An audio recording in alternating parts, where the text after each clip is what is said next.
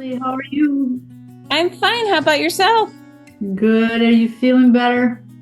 Yeah, it's slow but sure. Now, yesterday my bursitis was kicking in again, and I wasn't doing anything except I was working on a TV commercial for Dale, and I was sitting at my desk most of the day, and I noticed that my expensive Lane office chair makes my hip hurt.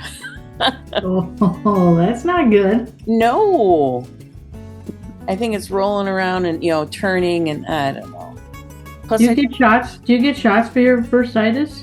No, I don't want to get the cortisone because my mom and dad both had them, and they really got sick from them. So, Well, they've been a lifesaver for me. yeah.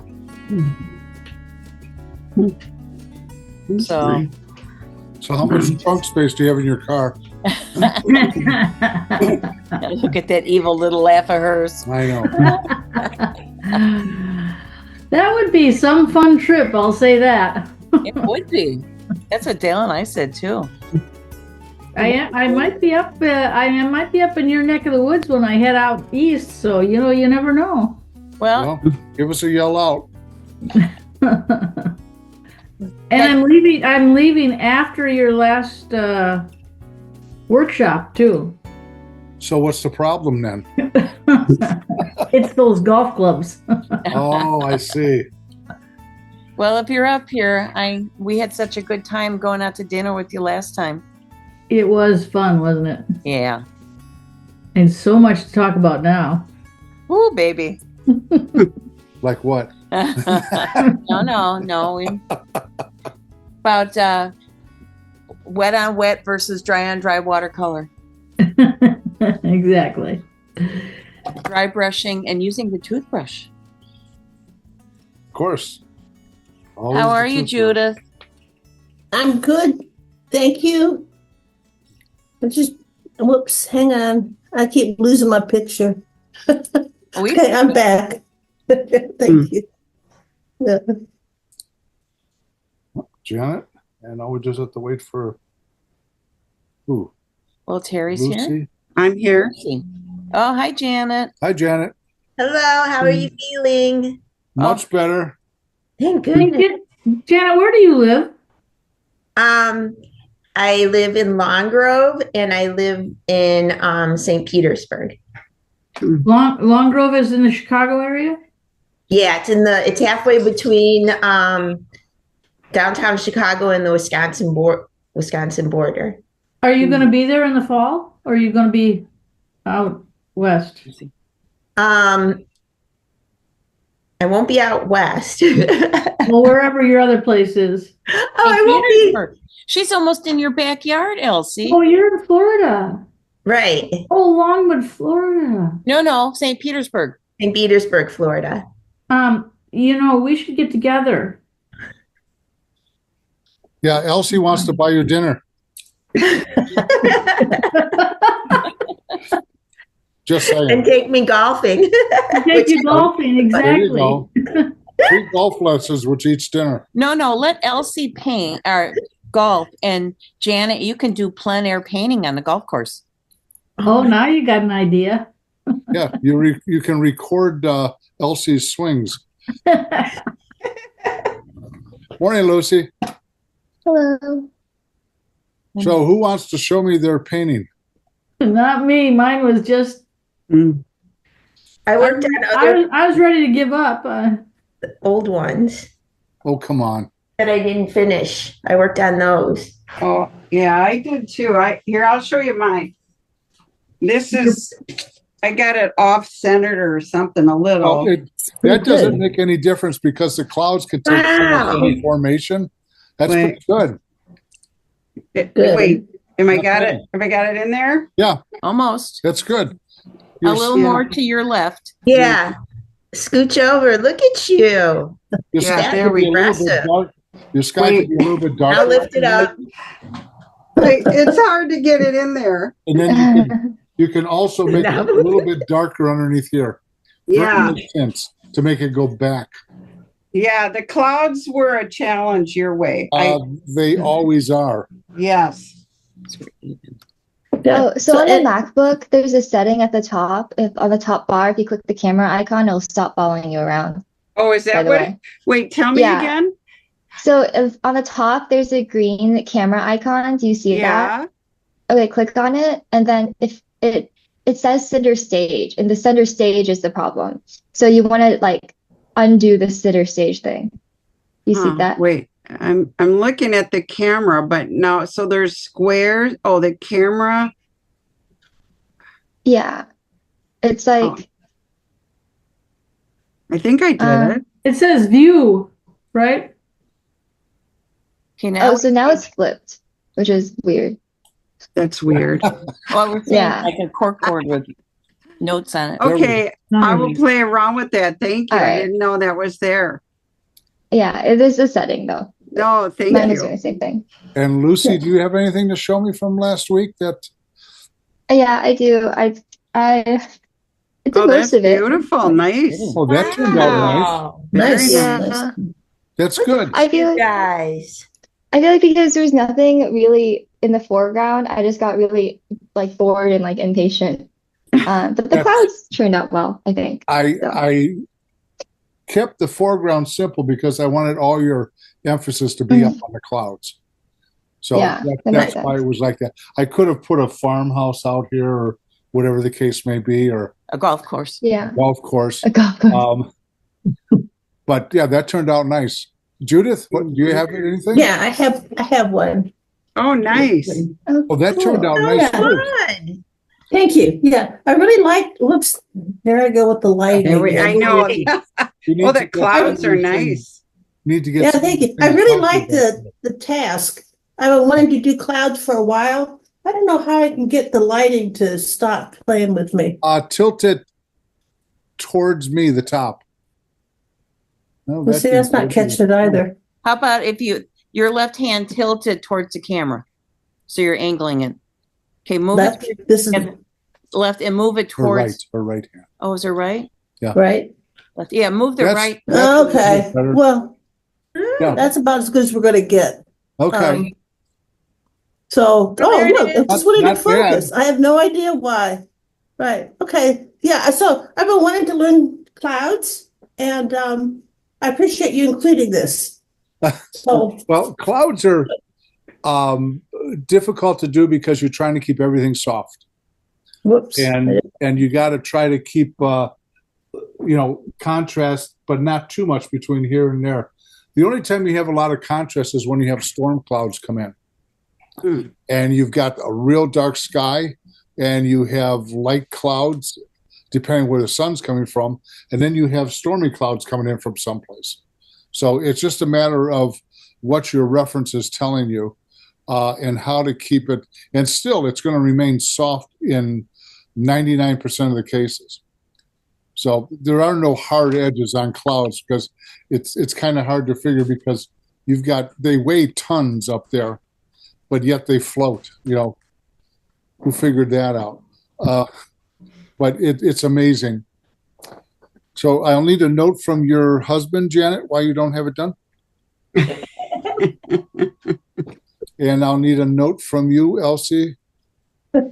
I'm sending both the mountain and the sky one to you to finish. I see. And that's a free trip to Maine, right? With Yeah. all dinners included. It's called collaboration. I see. Yeah, I Oh. worked on the mountain. I didn't like how it turned out, and I worked on the forest some more. Yeah, but I feel bad I didn't work on that one. Yes, I worked Those on the are mountain. I nice. didn't like that. That came out good. That's And then I nice. worked more on the forest. That's Okay. nice. The only thing that I will tell you on the forest one is that your trees off to your left-hand side are too equally spaced. Mm. And you need to add a couple smaller trees in between to break up that spacing. They look like the farmer planted it over here. You That's see? the right. Yeah, on the left. Wait a minute. Where she's pointing? Okay, she's Yeah, right there. Yes, That's the right. that's the left. that's your left hand. He's dyslexic. No, My- Becky. Oh, But if I look at it, it's the right side of the painting. Yeah, but was your left hand pointing? Oh, well, I'm Zoom, looking right. Thanks. You can't do Okay. right or left and then throw in like. I'll need a second note for your husband. Okay, why don't we get started here? Okay, let me pin you. There you go. All right, all of the spaces that I have here that are kind of marked off in slashes, those are the main dark spaces. There's other ones in here. There's one down here, but we're going to be painting around the white water that's right up in here. So you got to keep that as fresh as you can and try not to overwork it. Try to keep the thing simple. The most of the work as far as watercolor goes is up here. Everything down here is more tedious. So we'll try to keep it simple. So I am going to work only on the top half along with the rocks, and then we'll go into the waterfall in the second phase. So I'm not jumping ahead too far. So Dale? yeah. Is there something with your sound or my ears just, Oh, hang on. Do we have the mic plugged in? No, the mic is not plugged in. All right. Sorry, Elsie. Sound is okay. thank you. Wait a minute. Okay. Can you hear me? Yep. Is it better? Oh, yeah, look at the microphone. Yes, definitely. All right. Okay, good. Thank you. All right, going back over what I just said. We're going to handle the waterfall separately from the background. So I'm just going to go through the background on the first wash, stop, and then let you work on that. But all these areas that I have lined off down here are the dark areas or the dark areas of the waterfall. This is dark too, but I didn't line it off. It would have been too much pencil work. So we're using the sap green, ultramarine blue, raw sienna, and burnt sienna. So I'm going to start off with the background here with some sap green, a little bit of ultramarine blue, and some burnt sienna. And I'm going to use a little bit of the raw sienna. So I took some of that, added the raw sienna, and I'm going to start by blocking this all in very quickly. A little bit more raw sienna as we go up towards the rocks here, because we're always going to go darker anyways. So again, I'm adding more raw sienna. And I'm bringing it right down here, and I'm going to use a little bit more ultramarine blue in here. And allow to show the brushwork. That's part of the character of watercolor. Let it flow.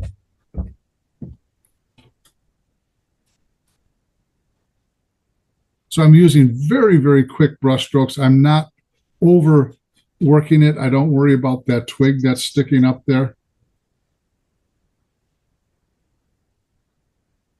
I'm going to use a little bit more dark off on the right-hand side so our attention is not brought to it. As darks don't attract the eyes, it's contrast of value.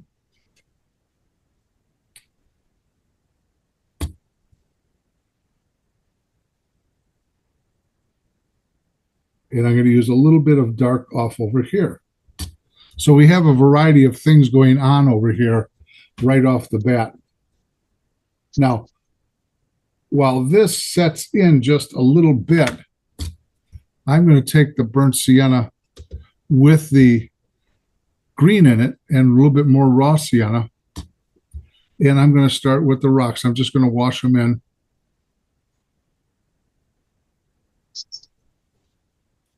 And I'm going to warm them up as they go back towards this, so that this will be not as warm as these over here.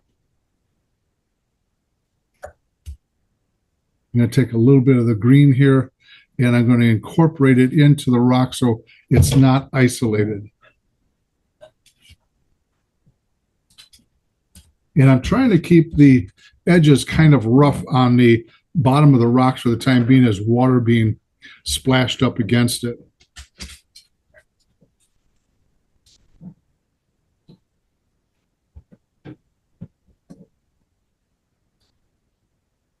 Because we're going to go darker back here anyways.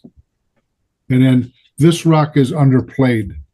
I don't want anything that will kind of take away from this rock and this one right here. So I'm going to add a little bit more, a touch of burnt sienna right in there. And while these are still wet, I'm going to create a little bit of texture in the background with just water and a toothbrush.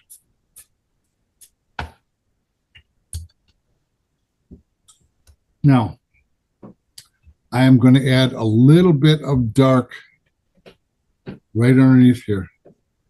So the dark will look fresher by not over-laboring it later. So you always try to get something down for the dark, even if it's just a light phase of it, so you can see where it's going to go.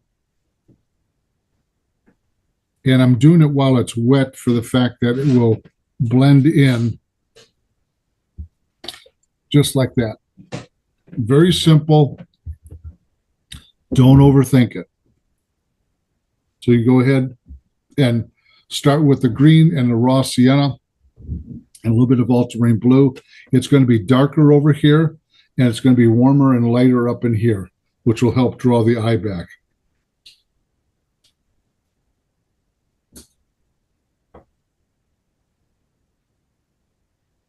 And I got to get a picture of this.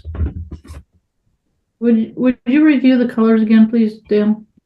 I use the sap green and the raw sienna with ultramarine blue, mostly over here with the ultramarine blue in that mixture. And over here, I use mostly the raw sienna. So it became warmer with the yellow. This became cooler with the ultramarine blue.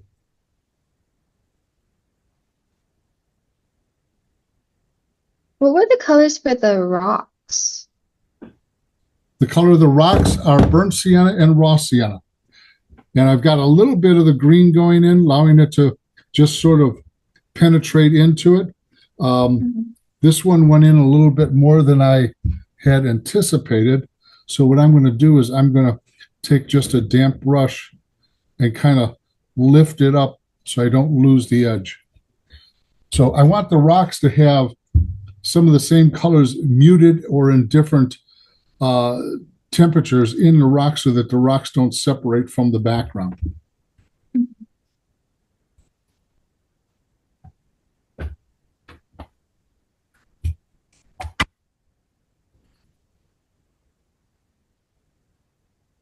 But allow your brush strokes to be expressive on this. It's very important. So I saw that you left some like light spots in the background. Is that intentional? Yes and no. It shows up because of the texture of my indigo watercolor paper. Mm-hmm. And what is nice about this, when it does happen, when you do another wash on it, there'll be lighter specks of color within those areas, but the white will disappear. Okay.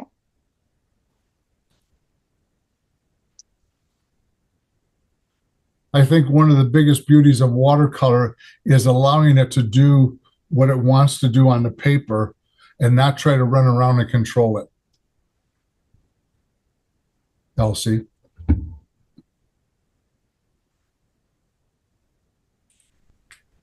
I'm not listening to you. I know. That's why you answered.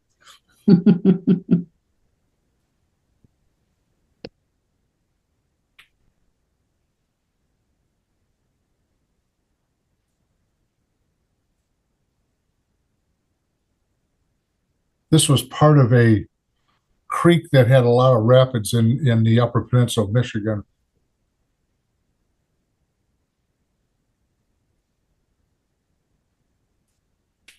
Couldn't tell you what the name of the place was, though.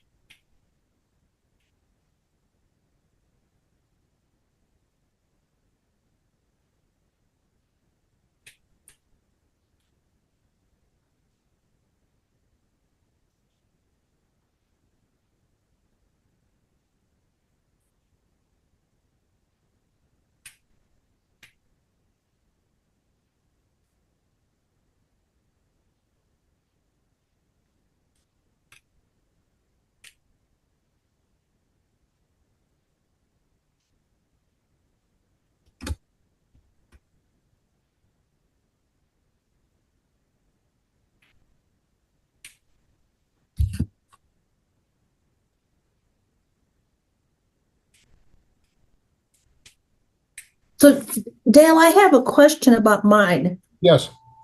Let's see, let me unblur the background.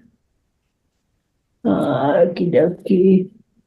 All right, you need to go darker, more ultramarine through here with the I can green do that. and the burnt sienna so that it starts to set back right away.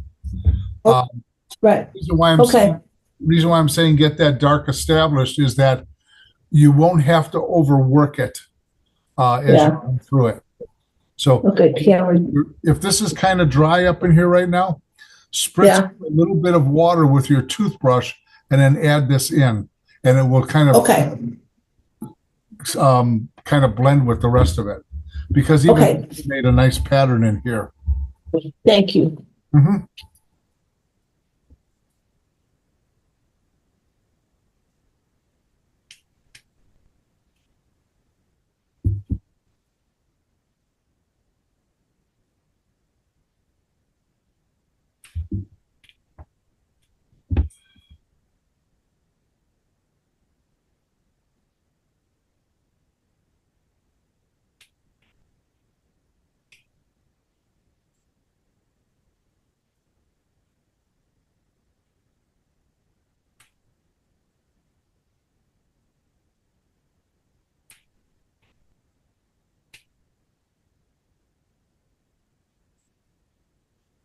But when I was painting in different directions back here and allowing that brush stroke to show. So I'm not going back and touching those brush strokes, because that helps also create a little bit more interest in the background.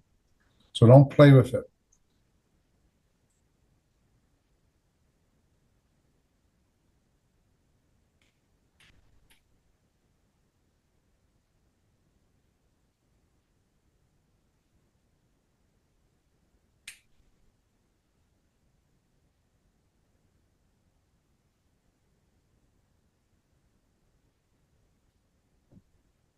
Could I also get some feedback from you, Dale? All right. It's like this currently. Okay, I don't know good. if you can see it. All right. Like, yeah. Yeah, that's- Good. Yeah, we could have used a little bit more yellow green up in here, but I think you're fine, because I'm going to go back in and kind of hit that a little bit. But it doesn't Okay. mean you can't lift it later with a little bit of water, which will help Okay. the texture up there. So leave it dry right now. Don't play with it. Okay. Sit on your hands. I'm gonna make some tea. That's what I'm gonna do. There you go. I'll have a cup too.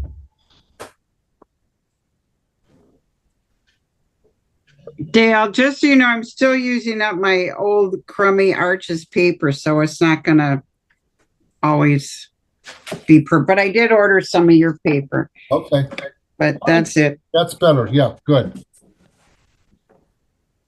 So did you get the painting framed yet? I did. Oh, didn't I show you? No. Oh, wait, I'll go get I it. was Hold out on. of commission last week, Hold on. face down in the pillow.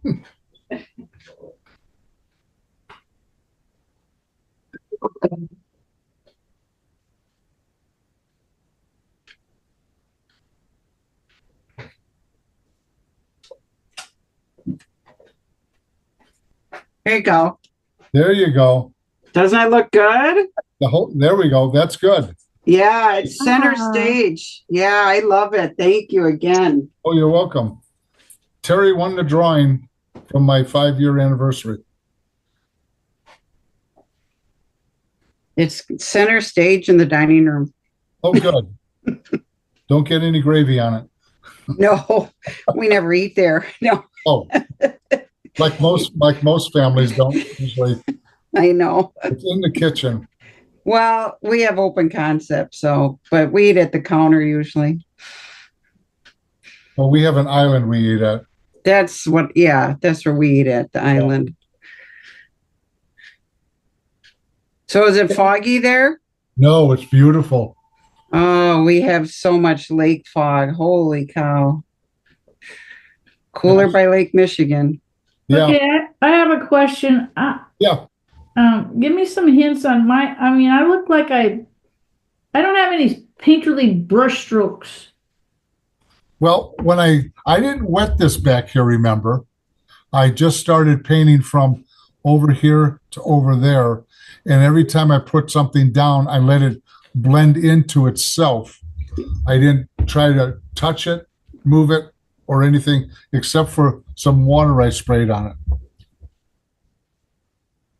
But I painted, you can see here, Elsie, that I painted, you can see the brush strokes going up on an angle here, and then I had them go this way. And then over here, I had them go this way. So I was painting in 3 different directions for the background just by itself. All right, well, that's not bad. That's good. This should go downhill just a little bit. You have it too straight because this is starting to start the rapid.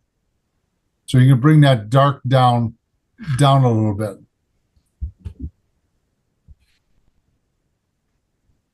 Dale, do you tap off the water from your brush, kind of off screen No, or something like that? Because mine end up too wet.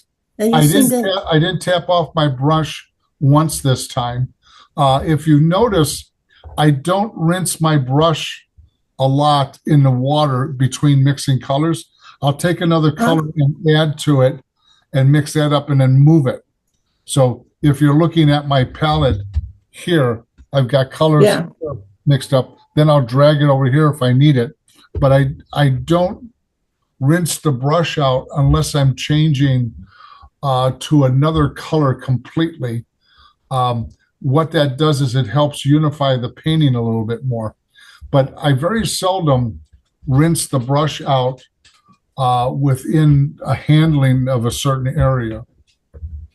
okay, so like between pulling the green onto your palette and then going after the raw sienna, I you mixed would it. not, I you would just- not clear your brush between No. dipping into the raw No, I sienna. dip it right in the burnt sienna, raw sienna, whatever. Okay, People worry about contaminating the color. Well, by the time I get done, it's uncontaminated, if you want to call it. okay, But okay. I don't worry about that much. I seen where somebody was demonstrating, had 5 cups of water in front of them, and they're cleaning the brush out constantly. And what they're doing is they're watering down the pigment to where they don't have as much pigment on the paper as they should have. And they end up Right. with a light, watery solution. Yeah, yeah. And then every time they mix up a color, they're rinsing the brush out again. So the more water you're adding, the less pigment you have on your paper. Right, right. Okay, so that helps me just shove that brush in there and let it flow. Yeah. It's Okay, everybody has their own habits. Every watercolorist and oil painter or pastel artist, we're all different. And I'm trying to teach you a little bit different way of doing things, maybe from somebody else. But it's always interesting on what we do as individuals on our own learning curve that we create.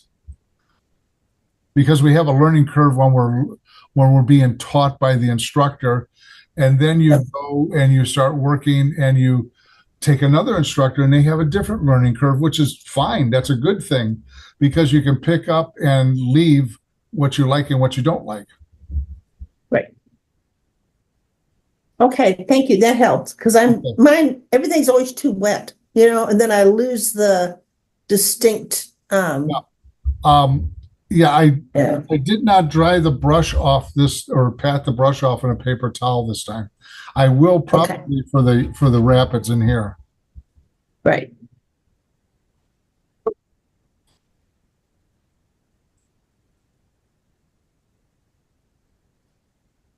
How are you doing, Elsie? Did you fix that little problem?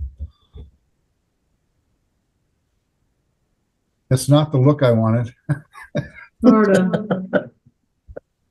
I know it's the screen, but your light green looks more like you used a CAD yellow medium instead of, No, that actually is my raw sienna. my raw sienna is just so dark. Well, And I'm using core. Well, between my sap green and my raw sienna, the sap green has a certain amount of yellow in it. All greens do. Some have more or less.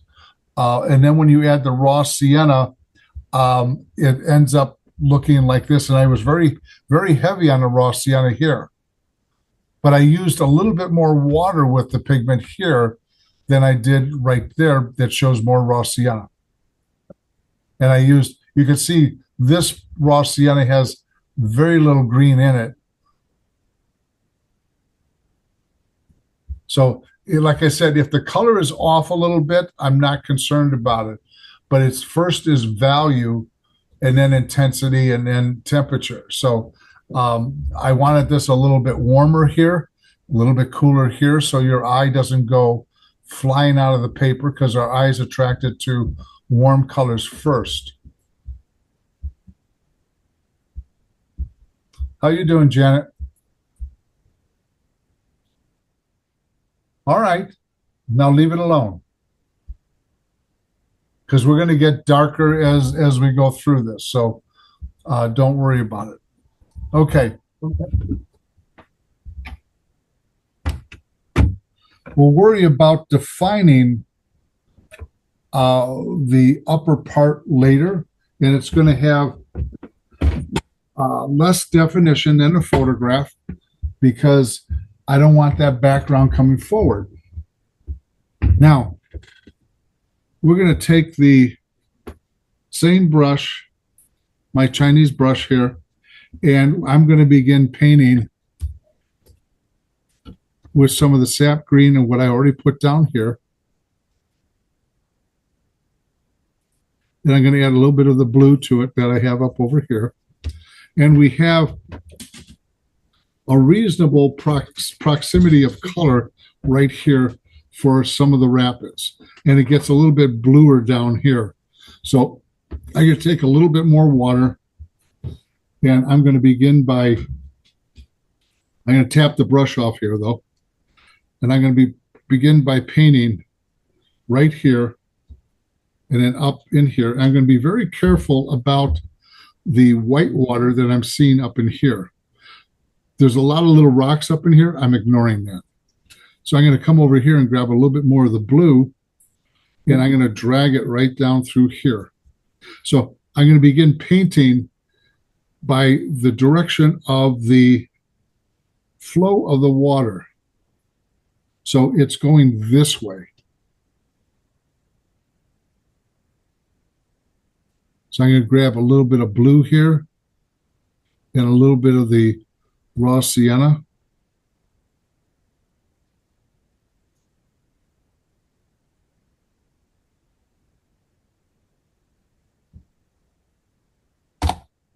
And I'm painting so that I keep on allowing things to mix in with the previous wash so that we end up with those soft edges, pretty much like the clouds.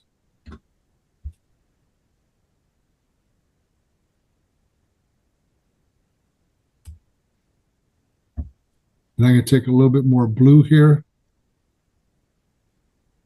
with the green.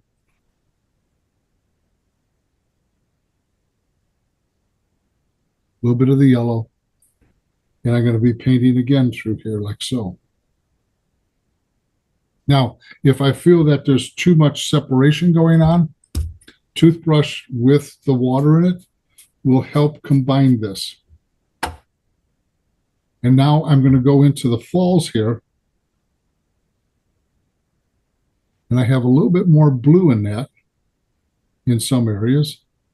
And I have a little bit more yellow in other areas. So I'm allowing things to kind of fall into place by themselves without too much problem. Some broad brush strokes, some short brush strokes, but I'm trying to get the feeling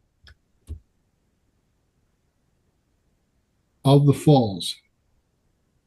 Sometimes they're just short dashes of color.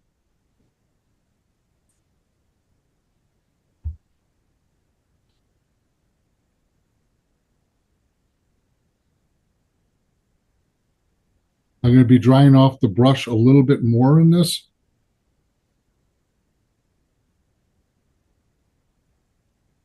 And if you don't get things dark enough off the bat, we're going to go back in and touch it up anyways.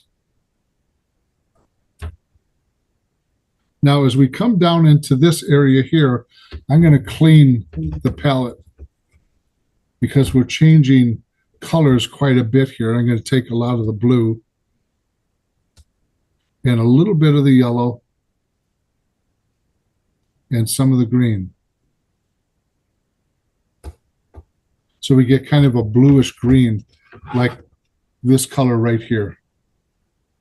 And I'm going to add a little bit more water, tap the brush off. I'll have better control over it.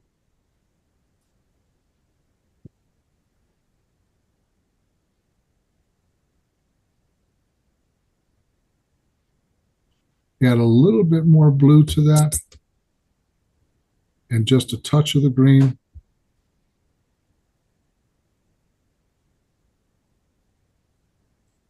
And I am looking at how things are moving, how they're falling.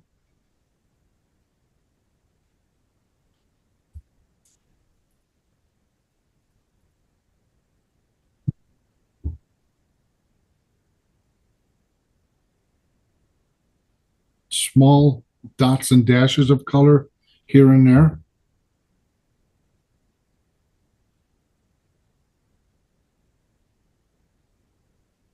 And then we go into some warm color down here in the foreground. So I took the raw sienna and I'm going to be painting a lot of this in here like this very quickly. It doesn't have as much texture and so forth. I'm going to add a little bit more to this up in here.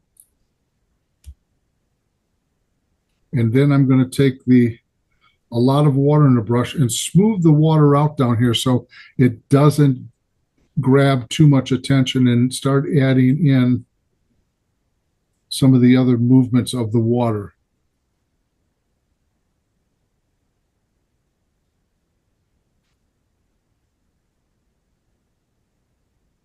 So I'm leaving a lot of the white of the paper, but I'm trying to emphasize the basic patterns of the water falling and kind of bouncing across the rocks here. And then I want to connect this very lightly to start with to this here up in this area so that it doesn't separate.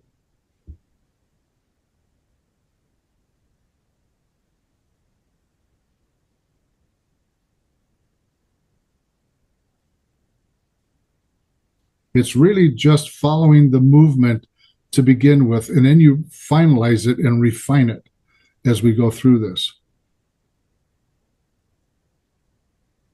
And I'm adding other colors in while it's wet so that it creates a little bit of depth with this.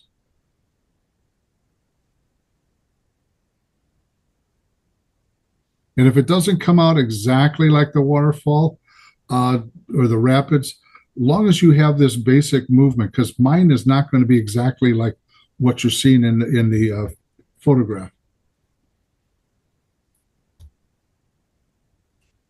And I'm going to call that interpretation.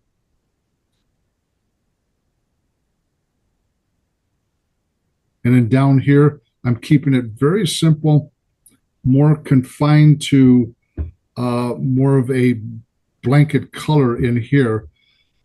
At this point, so that I don't get hooked into following every droplet of water.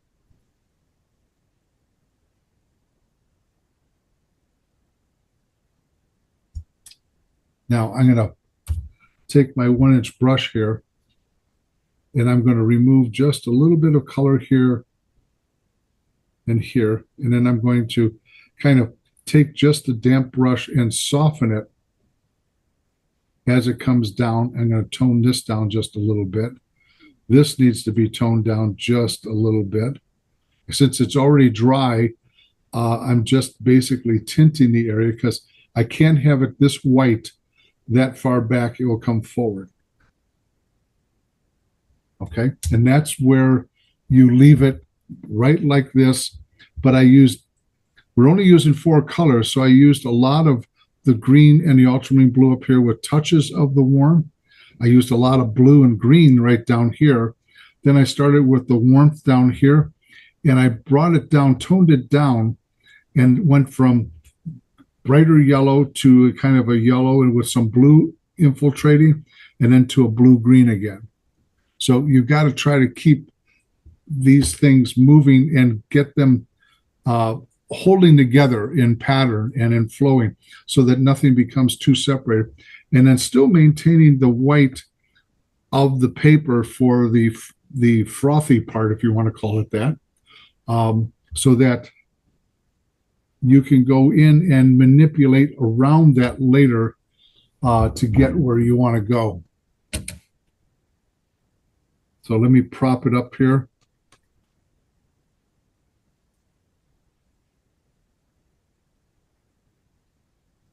Okay. But now we've got all parts working. And it's called refining after that, putting in the defining darks to make the stream fall over, the rapids fall over. And how much white of the paper we leave left is discretionary upon how it balances off the rest of the painting.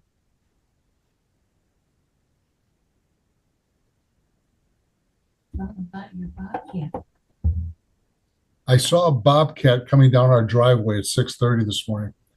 I've been up here for 71 years, and this is the first one I've ever seen.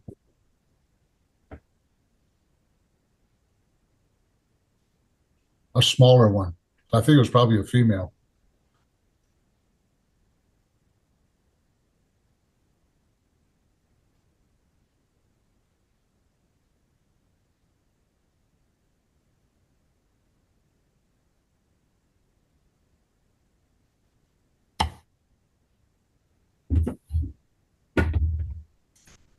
But Gail, I'm going to show you what I've done so far.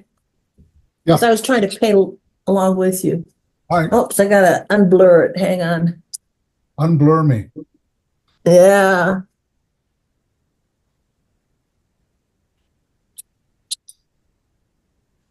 All right, that's good. Okay, so just stop there, right? Just stop right I mean- there, and then we'll kind of hone in around these white passages in there. But I'm going to go Okay. back up to the top next time. That's a good. Okay, very good. Thank you. Mike, so Wait, I'm going to show you mine too. I'm going to stop here. Let's see what you got. Okay. Okay, good. This part showed, okay, you can add a little bit more color in here, Terry.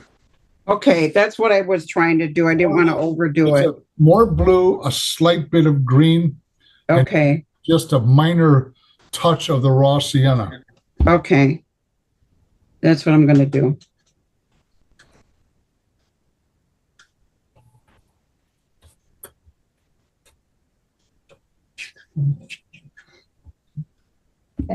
And this one's mine. Let's see what you got. Nice, good. There's this one spot right in here. We're going to have to watch. I don't want you to play with it. Yeah, that spot right there. But then you have this kind of a loop going around it that's really hard. Try to bring in some of the other pigments very lightly and connect Okay. it back to this to break that area up. Okay. Good.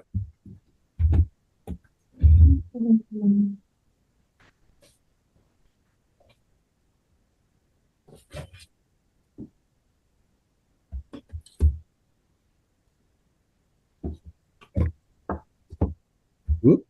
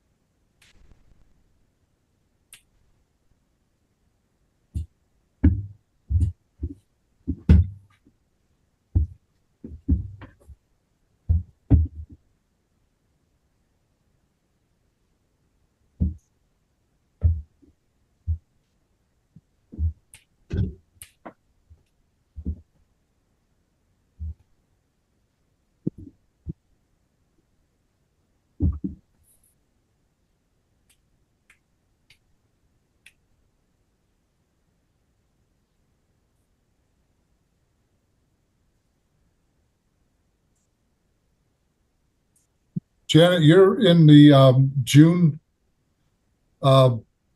workshop? Okay.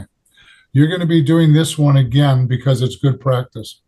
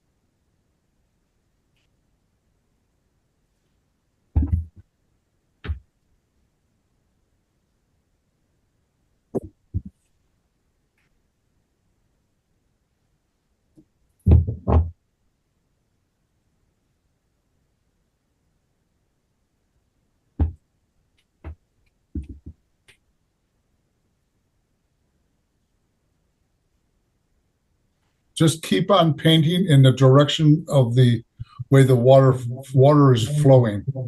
That is always your best bet.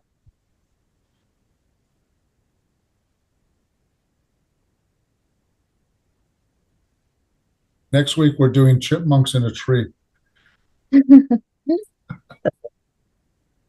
Just kidding. We're just doing the trees.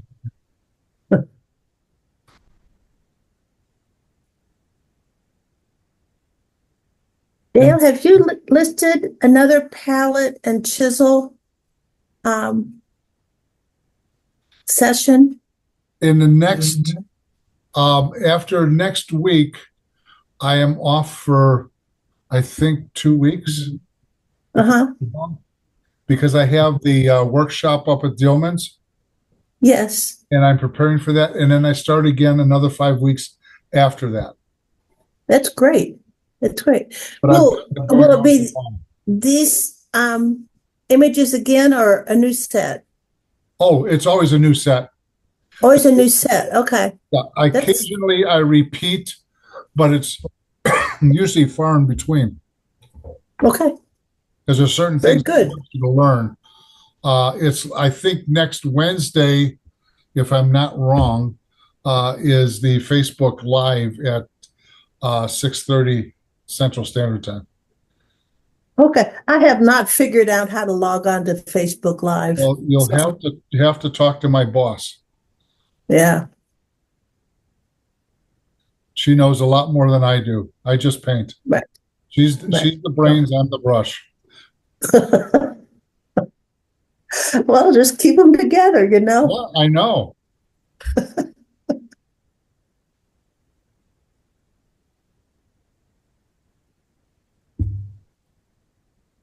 But Dillman should be a lot of fun this year. I've got a number of different new things going in the scheme of things. I used to do 8 paintings in 4 days with the students.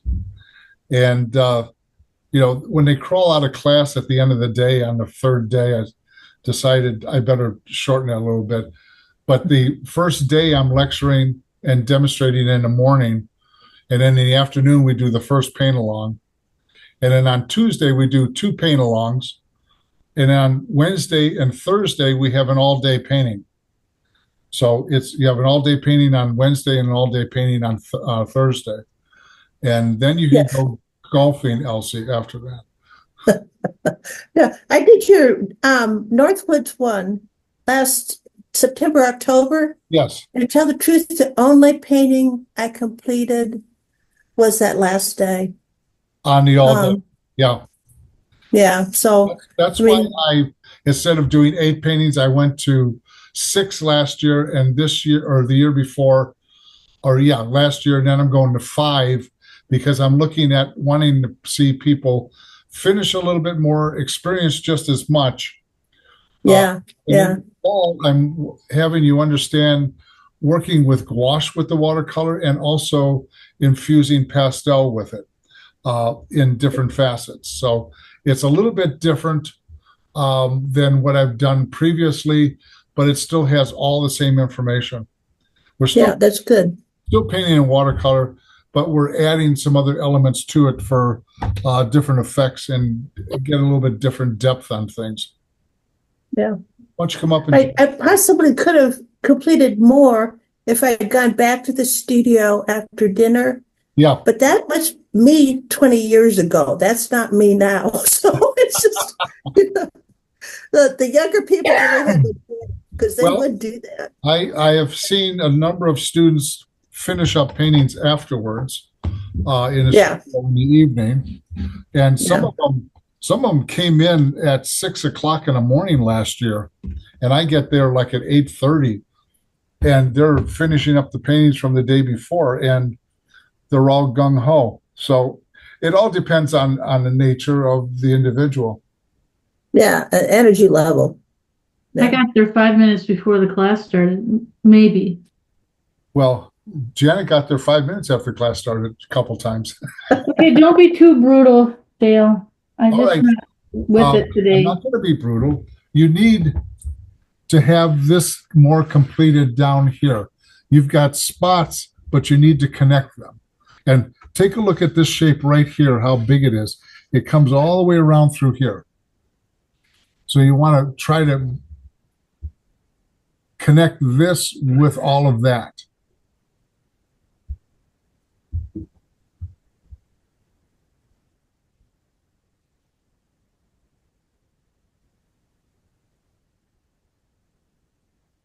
But we're going to be using, in the fall, we're going to be using pastel on top of the watercolor dry and on top of the watercolor when it's wet. So it's going to have a little bit of fun with it. So you shave it in when it's wet or sand it in and with sandpaper, or you use the pastel on top. I supply the pastel though.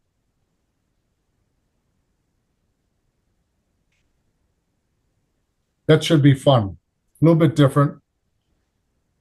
When I illustrated, I used to use a lot of pastel pencils and gouache with my watercolors.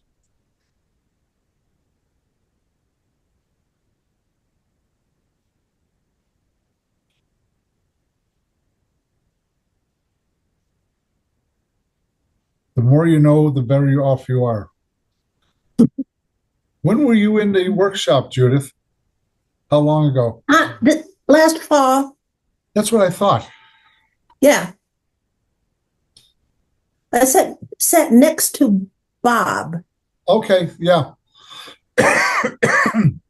Bob is quite vivacious going. He's 86 or 87 years old, and he keeps on ticking. That's good. Yeah, he was there with his wife too. She sat right. Yeah, I remember that. Nice people.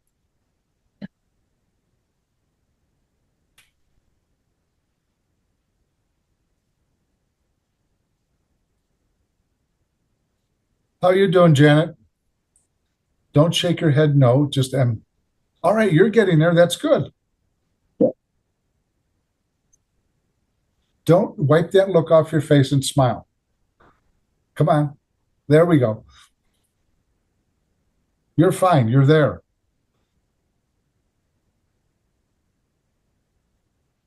You got to smile and breathe while you paint. That way I know you're enjoying yourself, or at least I think you are, and you're still alive.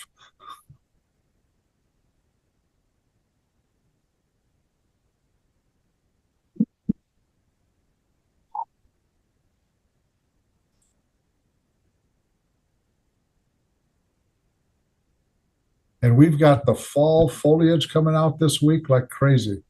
Or I mean, the spring foliage. Made you think for a minute, didn't I, Elsie?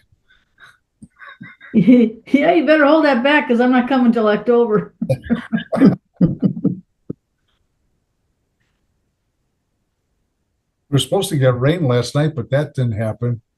I think it's supposed to happen again tonight. I hear you're supposed to get some pretty severe storms in the next couple days. Yeah, and it all depends on how the weather splits, because sometimes it goes north and south of us and sometimes it hits us.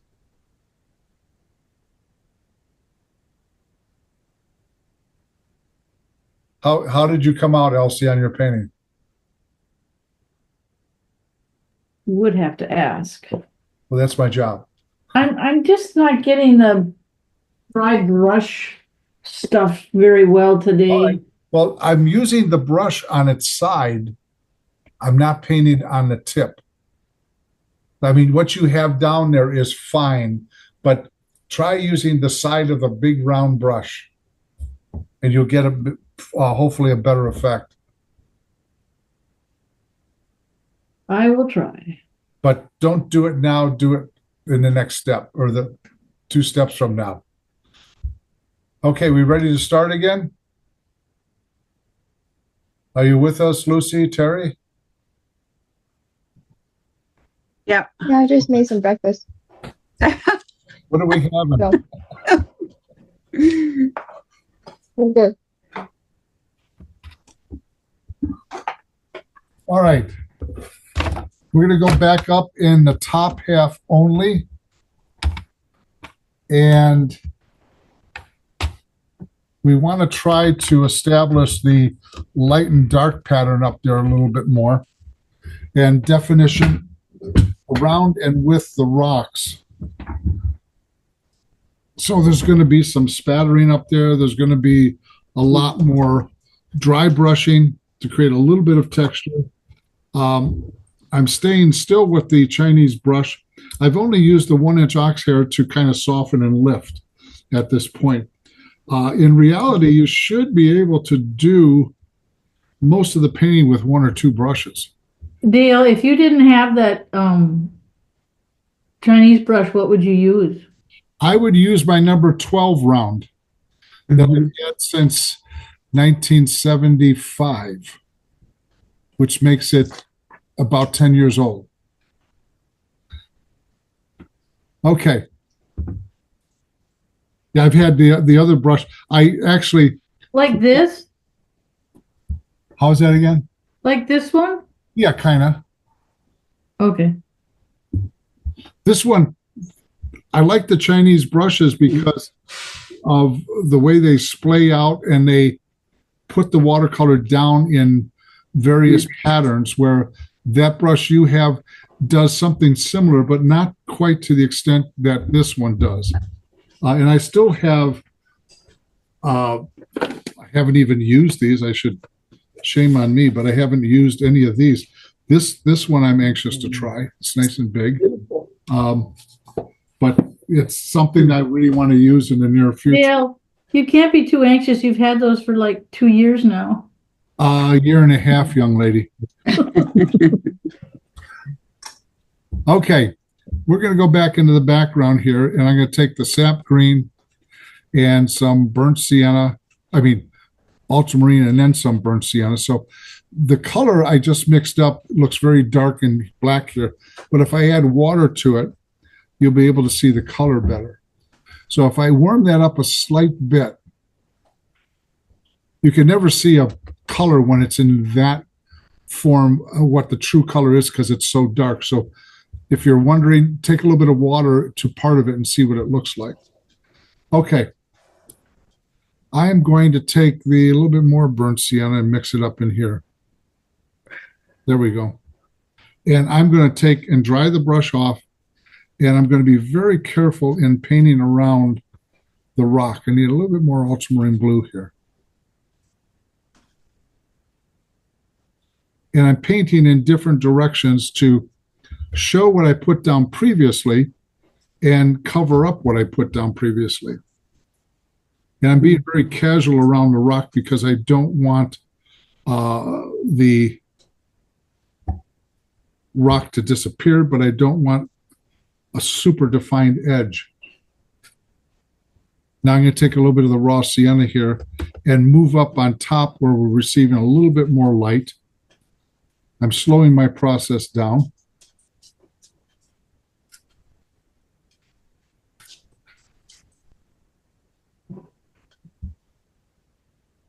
And I'll hold this up once I get some of these white spots deleted. I don't want a lot of that showing. Some of it's not bad to show. But if you could see this up close, there's a lot of color I left show through from the first wash. This is what's going to give you a little bit of depth on what's up there. Then I'm coming down into here with a little bit more blue and some burnt sienna. And I'm going to start painting up against the rapids here. I got a little rock here that I want to keep.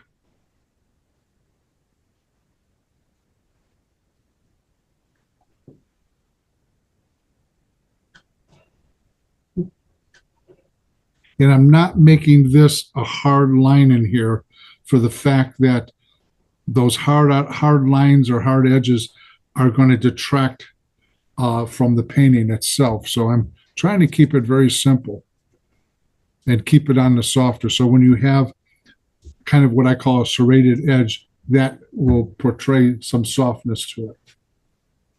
And I used a little bit more raw sienna in this. Rinsed my brush out this time.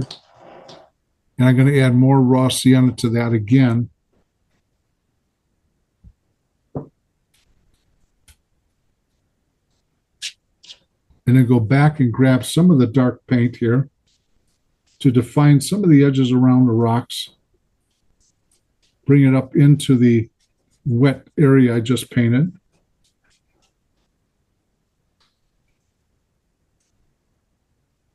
Show a few little branches up in here that will kind of sort of fall back.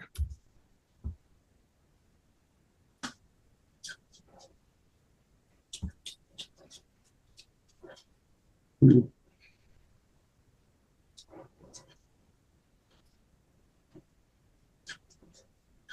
I'm adding little discerning darks here and there so that it's not large, so that when I put it down, there's a dash of color so that it would just sort of soften up all by itself.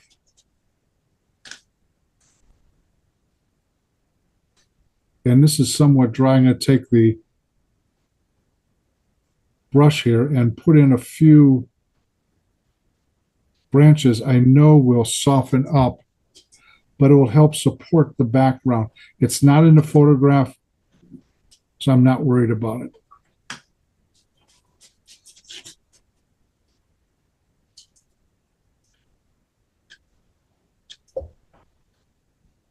Now, while that's kind of drying up there just for a little bit, I'm going to take some of the burnt sienna, mix it in with the green that I have over here. And this rock is way too light, so I'm going to tone that down and draw some of the color that is in here into the rock. And I'm going to darken the bottom of the rock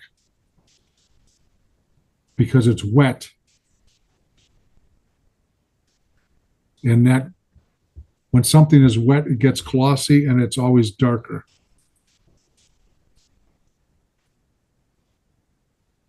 And then tone this side of the rock down.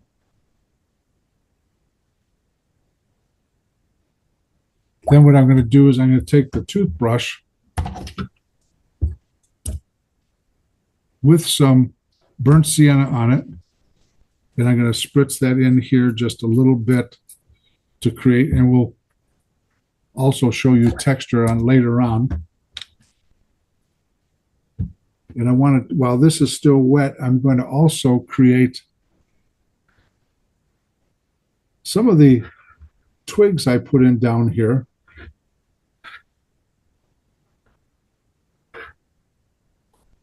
I had twigs in here. I thought they were too large, so I'm not doing that the way I drew it. I'm adding, since I painted across it. But I am going to take some of the darker green. This is still wet up here. So I'm taking the blue green and I'm going to add it up in here for a little bit of texture, like so.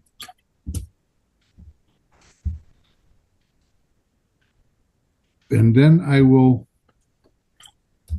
take and work on this rock here. So I'm taking the ultramarine blue, the burnt sienna, and a little bit of this green here. Tap the brush off, and I'm going to kind of tease in, dry brushing the dark on this rock. And again, it's going to be darker near the water because it's picking up the water itself and it's got kind of a gloss to it. And this one over here, I think I'm going to give it a little bit more warmth to kind of go along with the rock next to it so it doesn't look like it's too far away from color-wise, and add dark to the bottom.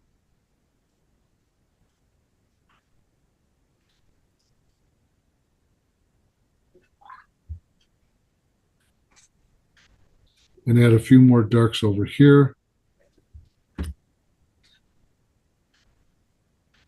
And a little bit of color on this one here. But the rocks are still falling back. They're not coming out quite as much as what's in the photograph.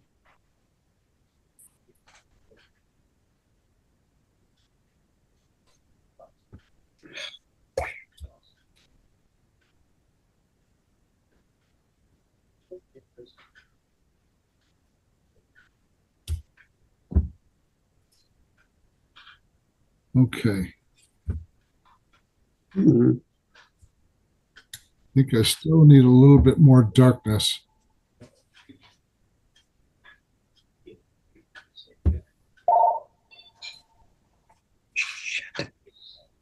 Right down in here.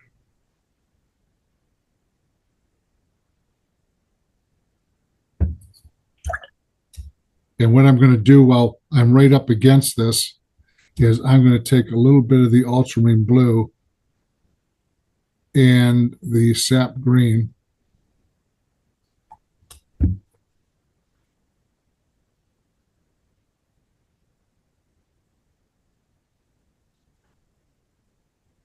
Sometimes you have to do some adjacent areas to make it work the way you want it to. And I'm going to come right up in here and put that dark that's moving alongside of this. And then simply adjust it with a damp brush like so. And I'm toning this area down right back here to start with. Then I'll finish this off. I don't want that light back there. So I'm trying to allow the rock to kind of softly blend into the water in that particular area. Then I'm going to stop. So I put in a variety of greens and yellow greens back here.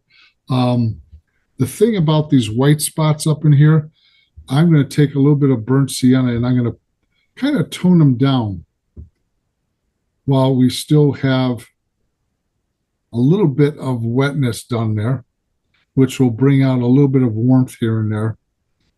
I don't have to tone all of them down, but I want to tone most of them down. And one last thing that I feel it needs a little bit of light on this rock and a little bit of light and definition on this rock right up in here.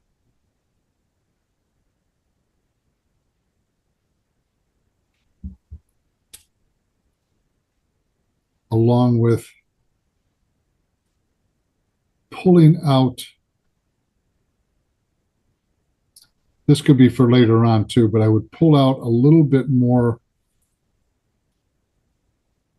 light on this branch right down here by lifting and connect it right over to here.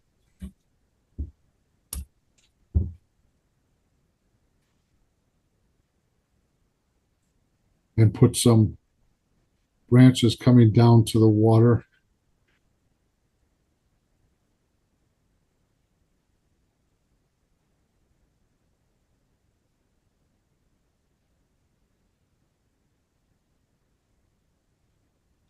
And we'll see how that lays. I'll probably add to it, but all these blue greens, greens, and yellow greens up in here. I allowed just to kind of fall together. While this was still wet, I took a darker green with a little bit of burnt sienna in it, and I put in these very loose branches back there, not to come forward, but to kind of soften into the background. So let me get a picture of this, and I'll prop it up.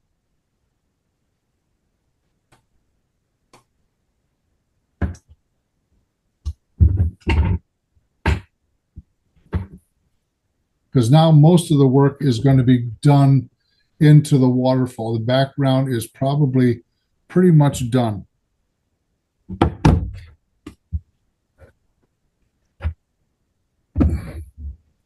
And I'll let you see most of the waterfall up, or the background up in here. But I've got a variety of colors going on up in there. This is kind of subdued. There'll probably be a little more work on that rock, but not too much. If I have it too light, our eye is attracted over to there, and you don't want that. Any questions before you start, or wherever you're at?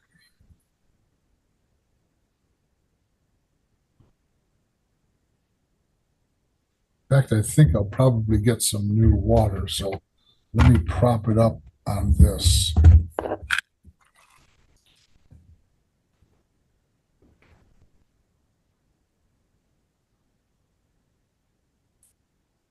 And I'll be right back.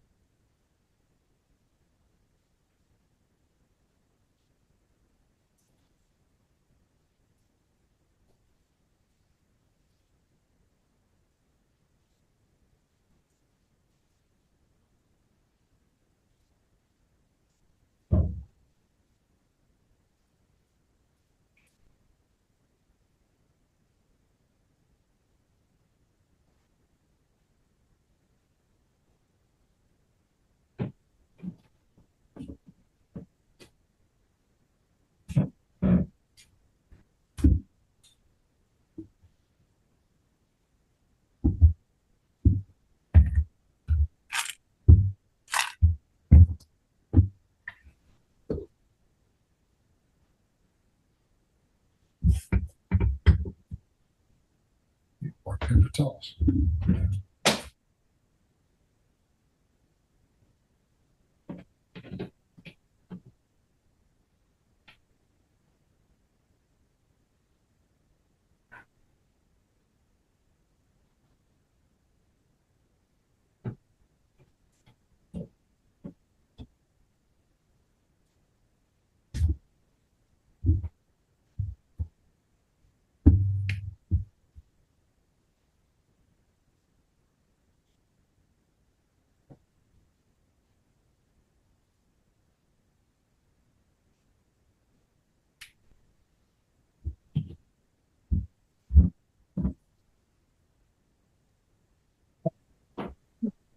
Dale, Yes.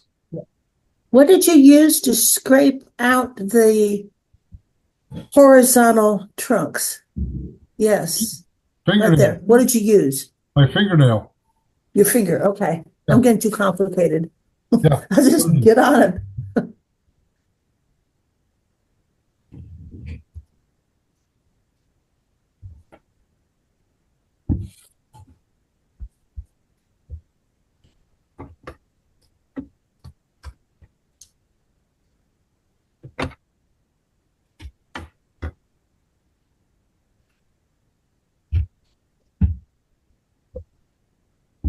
Okay. Can you take a look at mine?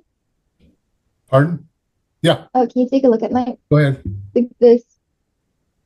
Yeah. That's good. Goes there. There's an area My- right.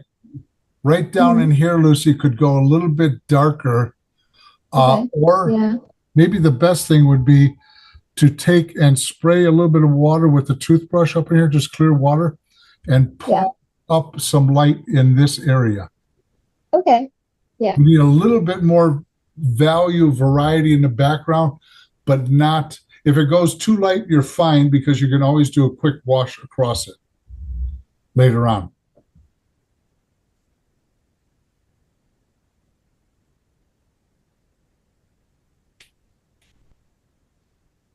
So spray some water on it, and then what do I do after there's water on it? Then lift it with a paper towel. Okay.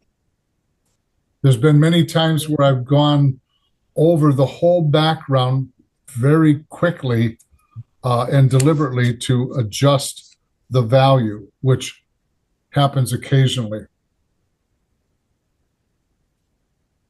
Doesn't happen that often since I've switched to Core Paint because I can judge the value better than I could on some of the other brands. Okay. So I lifted a little bit. Yeah, Not better. that's better. Should I do more? You just want to show a little bit of depth going back in here.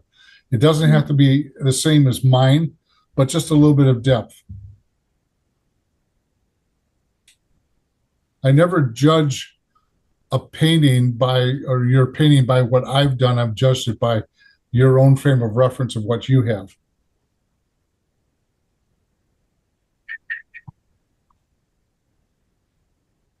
I'm using this little spray bottle. It works pretty well. Yeah. The toothbrush does give you a little bit better random variety than the spray bottle sometimes, though. Because even this I spray can't aim bottle, the toothbrush. this spray bottle I have, I took a needle and put it in the end and wiggled it around so it doesn't miss its spits. Okay, so Dale, I'm ready for some feedback. Yes. All right. Your darkness can come up a little bit more in here, Judith. Yeah, darker there. Yeah. And then that will Okay. show me what you have here in relationship. Because lots of times your values won't look correct. Your lighter values won't look correct if your darks are not dark enough. Okay, thank you. Mm-hmm.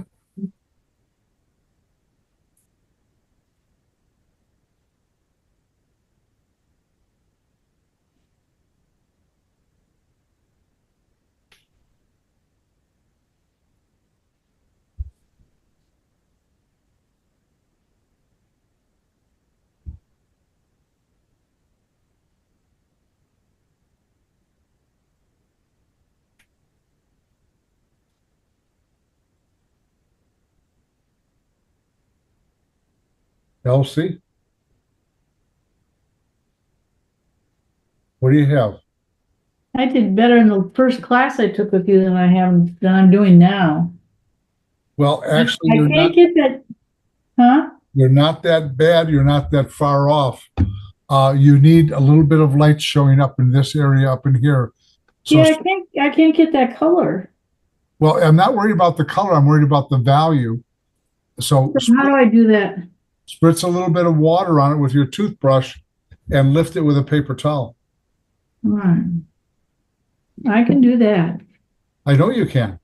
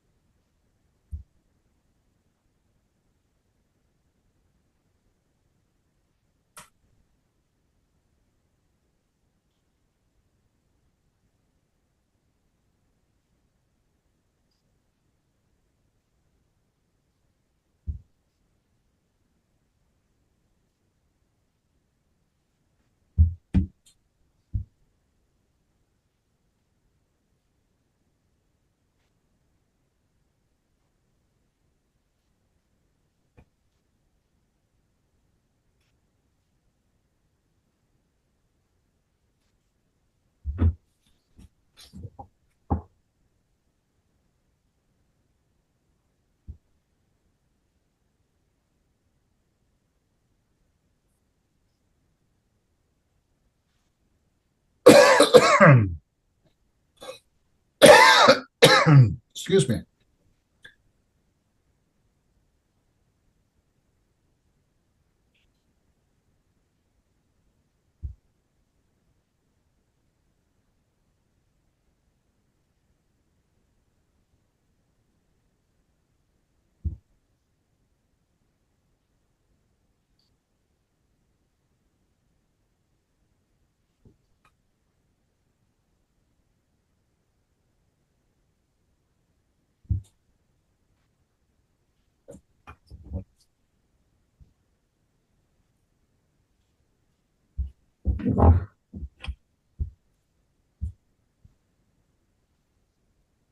Gonna be right back. Okay. Have a good time.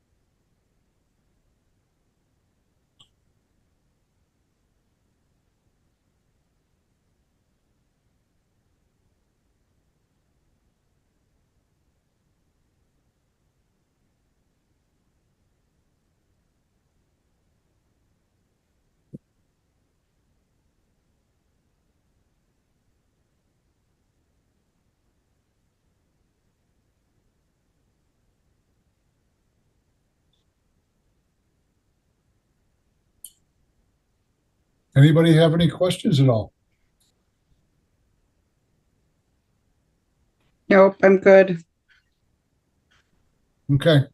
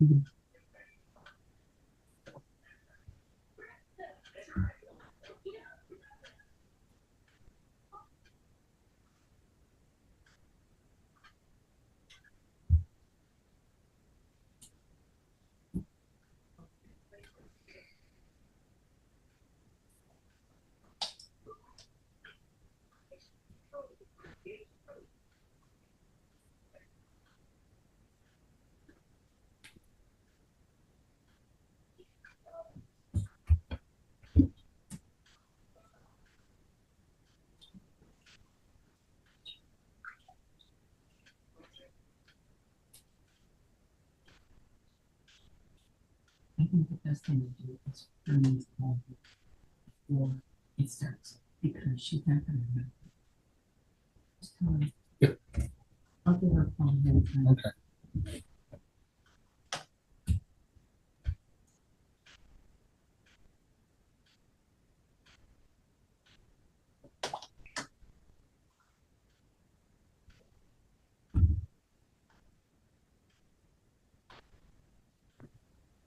How you doing, Janet? No, don't do that head shake. You always do better than what you're telling me.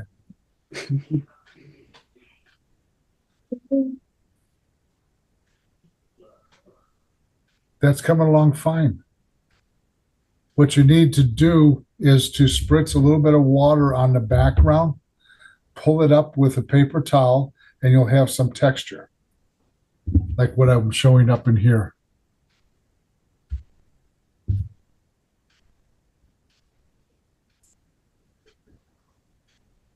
Don't be your own worst critic.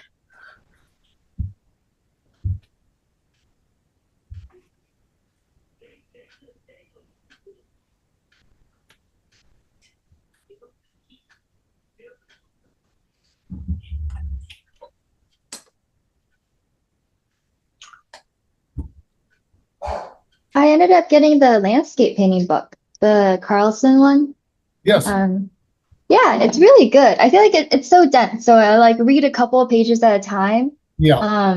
And then so I think I'm only through maybe the first 2 chapters. Okay. But yeah, there's a lot in there. I used it as the Bible when I was teaching college to first year students, to have them understand everything and anything about landscapes.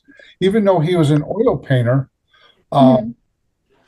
his information is universal for any type of landscape painting and even beyond that. He had some beautiful paintings, and my wife and I had the privilege of seeing some of these paintings out in Boston. Okay. And Oh, is he from Boston? he's from I think the New England coast. He works in Chicago. But he worked in Chicago for a while, Okay. back in the day. Yeah. But his information is very important to look at about how the different planes work in a landscape, whether it be the sky, the vertical planes of the trees, and the horizontal of the land, and so forth. But he talks about anything and everything, including clouds, like what we did last week. But I've read the book over the years, probably about 3-4 times, and I still refer back to it for the students and so forth. Yeah. It's probably the most important book you can purchase to understand how to paint. His paintings, if you go on the internet, on Safari or Pinterest, and look up John Carlson's paintings, because the book doesn't have any color ones in it except for the cover. His paintings are phenomenal. Yeah, I really like this section about the plains in the landscape. So how the ground is actually lighter than the trees because the trees are vertical and the ground Yes. is horizontal. Right. That was a really good tip. More light. Yeah. And again, it all depends on the weather, the sun, is it being hit by clouds? Then you put in human structures in there and you've got another thing going on. So you got to kind of use common sense to what he's telling you, and always pay attention to the direction of light. Yeah. But it's just full of information, and you'll always pick up, by reading it again, you'll pick up more information here and there. Yeah, it's super cool. I really like it. Good. Lucy, are you an art major? I'm not. I'm a computer science major. What kind of art background do you have? Because you've I would like try to draw things growing up, and I would like go online. Back in those days, like there were more art forums around. And I would just like listen to people like critique each other's artwork. But I didn't take any classes until like a month or 2 ago. So you when I haven't painted took. in acrylics or anything else before? I've done paint by numbers with acrylic, so I can Oh. move paint around. Sorry. Yeah, yeah. I did, and like I think you like growing up, like you have to do it for like class projects, right? Don't you have to like paint dioramas and things for like English class? That's what I did. Um, but yeah, I don't like acrylics as much. I feel like with other paints, it's like you put the paint down and it just kind of like stays where you put it down. With like watercolor, it like moves around, it does all sorts of unexpected things. And Yeah. so that's why Yeah. I'm trying to learn watercolor because it's like very, I also think that like in my life, I'm a very like controlled, like very scheduled person. My schedule has to be, everything needs to be in my calendar and things. So I feel like learning watercolor will force me to loosen up, so to speak. Yeah, it does force you to loosen up. Yeah. Because I took 2 art courses in high school, and that was to raise my grade point average because I almost flunked algebra. And we had the new math, which really messed me up. And Yeah. I wasn't interested in art. I was a plumber for 3 years, apprentice plumber. Wow. So I went from plumber to watercolor, which is same thing, water to water. But during that time, as a plumber, I lost 80% of my sight, and Wow. I ended up having brain surgery, and they took the cyst off my optic nerves. I had no peripheral vision; it was black. So I was seeing about an inch wide out in front of me, and everything was blurry. Wow. Of course, Oh yeah, I think. Oh, good. Elsie looks a little blurry to me, anyways, this morning. Well, it's a good thing I have the mute on because with the brain surgery and everything, you opened yourself up there for. I know. Well, I have half of my brain at home here in a jar. I put carrots in with it for color. That's why you had to marry Mary Lee, so you'd have another better brain then. Yeah, that's why she's smarter than I am.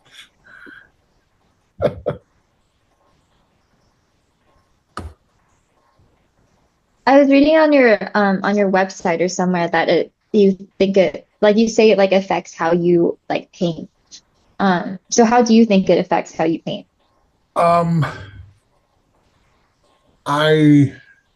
It's affected me, yes. I decided to change careers and went back to college. I was going to night school, taking U.S. history courses and so forth, and business.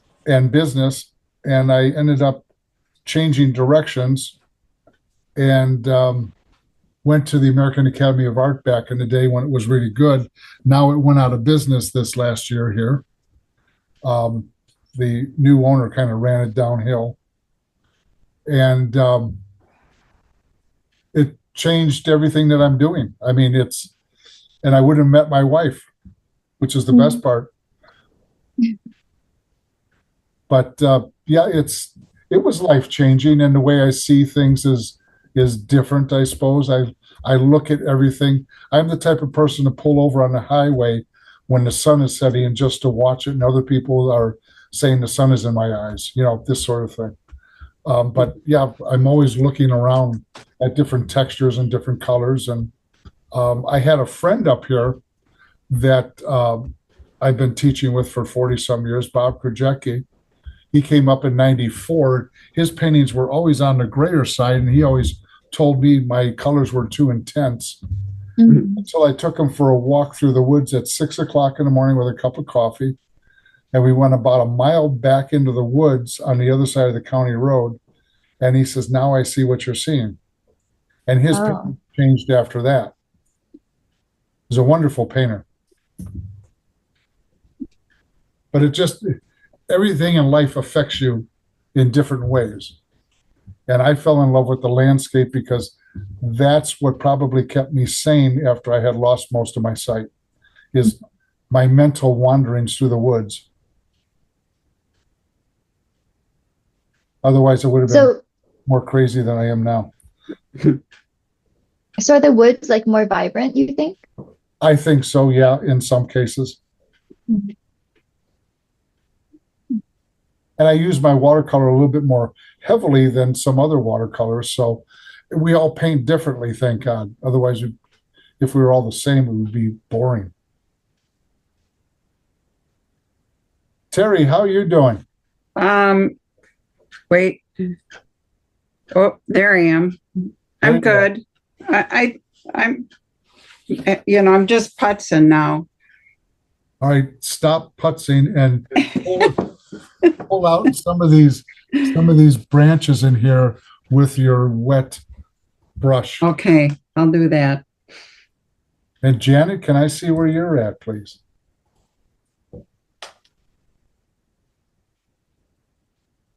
Oh, that's coming along nice. See, you're your own worst enemy sometimes, young lady.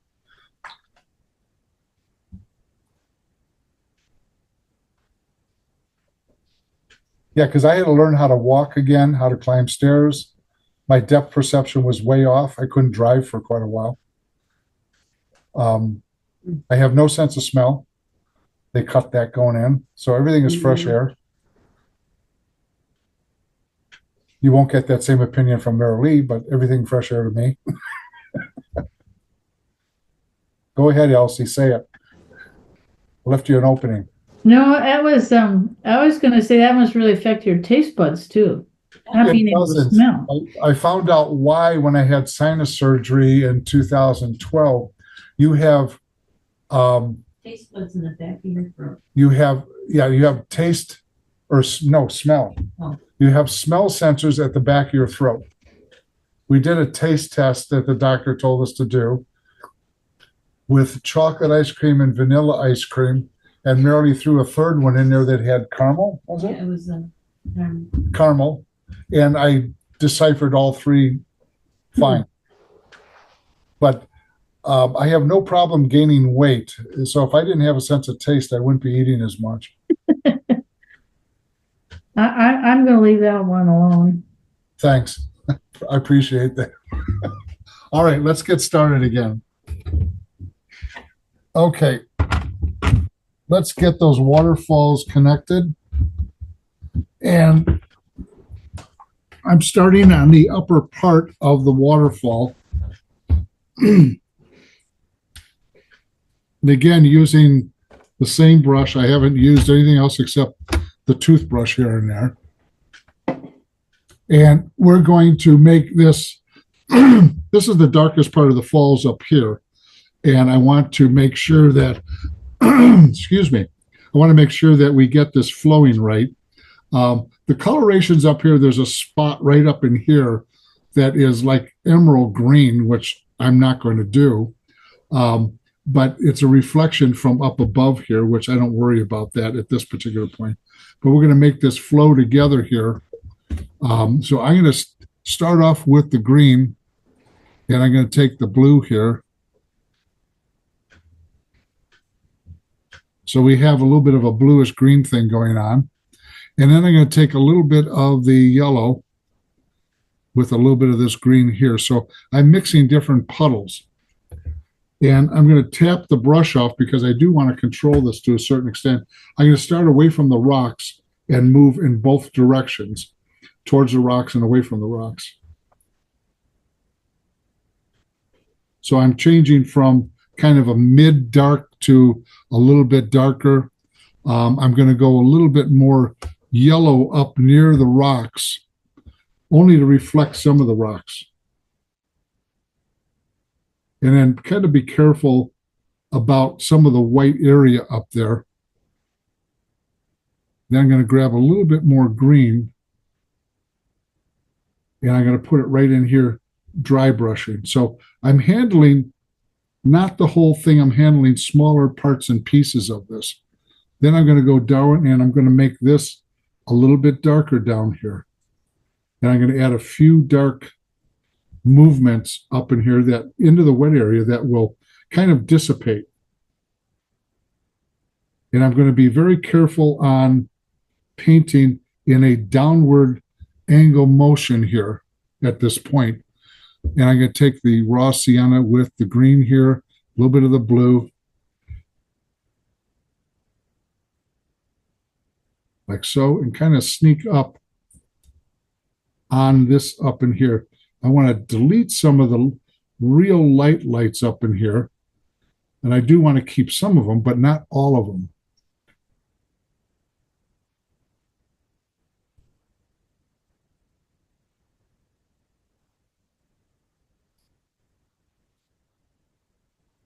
So everything is kind of a downward angle motion on this. And there's a few little movements up in here that I want to kind of put in.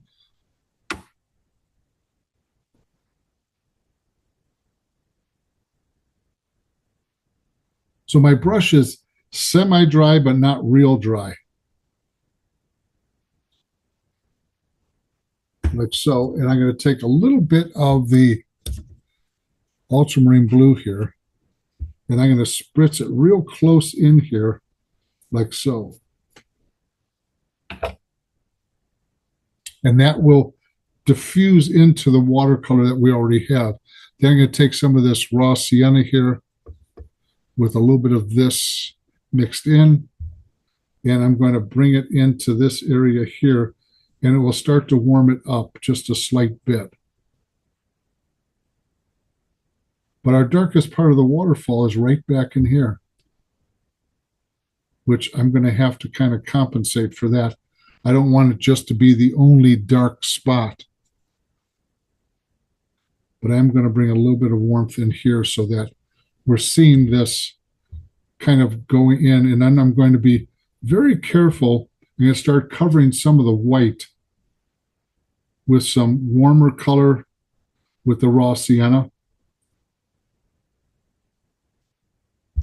So I'm pulling some of this color from up here down here on purpose.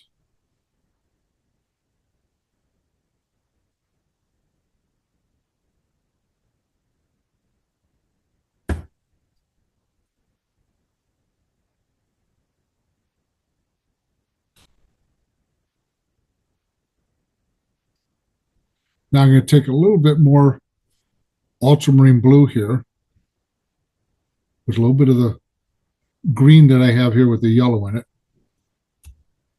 Lots of water. And I'm going to start with, again, some of the smaller areas to define where it hits the next level. And start connecting a few more of these things together. And I'm still seeing some areas I need to darken up a little bit, such as in here, to emphasize the rollover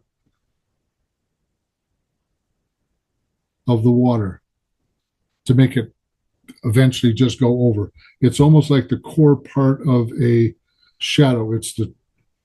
It's facing further away from the light and also picking up a little bit of reflection from above.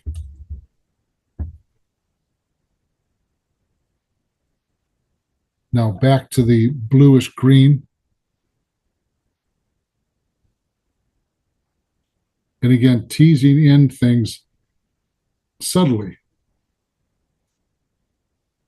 And I'm picking out the secondary or the next largest area to connect some of these things. And being very light, because I don't want the same lightness going all the way across. So I'm pushing that contrast up a little bit and toning these down.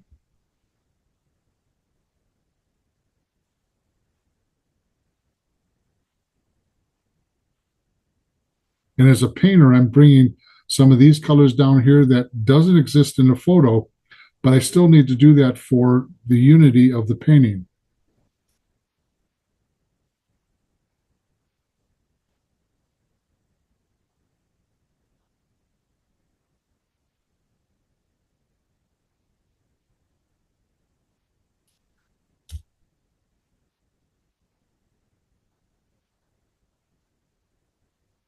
And I'm going to take a swash down here with the green.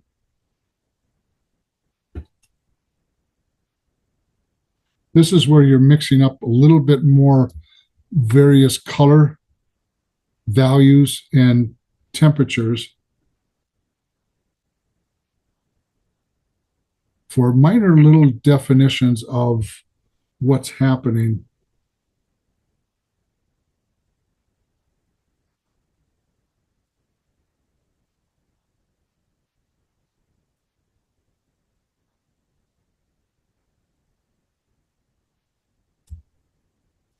And then I'm going to come down into the foreground with a lot of the raw sienna mixed in, and I'm just going to kind of loop it down and allow this to flow.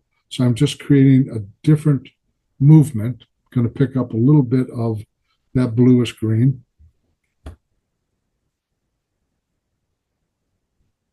Because there's a lot of little movement in here. I don't want to show all of it, but I do want to show parts and pieces of it.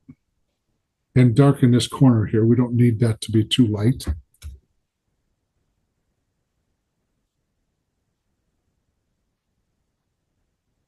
Now, if you got to kind of go slow, you want to sneak up on it a little bit. Don't try to put in too much too quickly.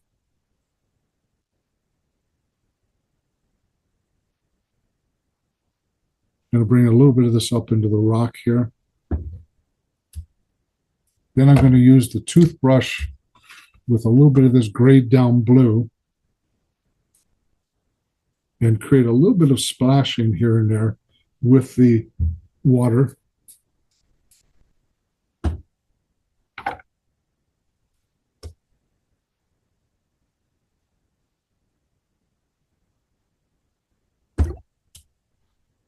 And then tone this all down here so that our eye again is leaping up. So I'm giving this a little bit more value change. So I'm still using that bluish gray color that's in here.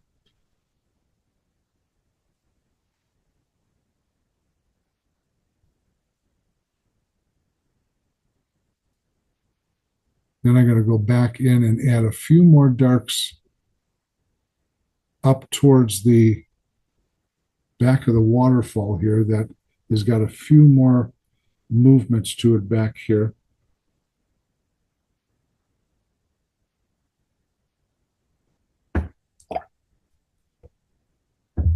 Then I'm going to take the 1-inch brush to manipulate a few things. So I want to soften some of this up here. So it's just a damp, wet brush that will give a little bit different softness to up here.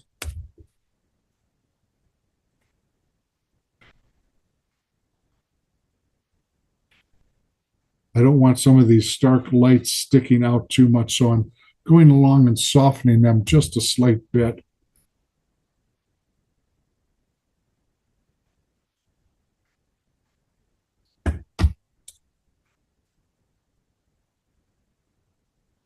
And you, the artist, is in charge of where you want the hard edges to be and where you want to soften off everything else. So up in here or off on the side here, I am softening things quite a bit because our eyes will be attracted to the sharper edges.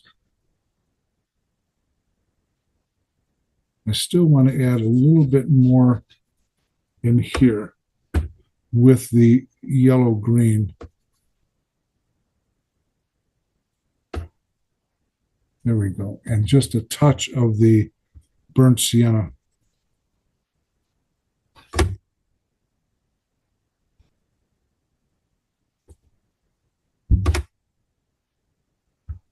A little bit more green and a touch of the blue.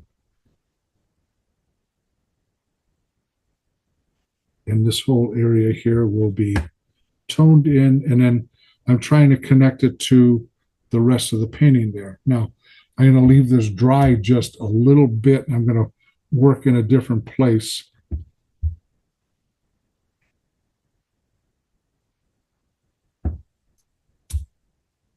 And I want to come up in here. We have a few areas that need to be softened up near the rock. Way up there. And I'm going to pull out a few lights out in here that is kind of discretionary of where I'm going to put them. and how they're going to look to the waterfall. And you have to do several waterfalls to understand how the water's flowing. My first few waterfalls were not good at all.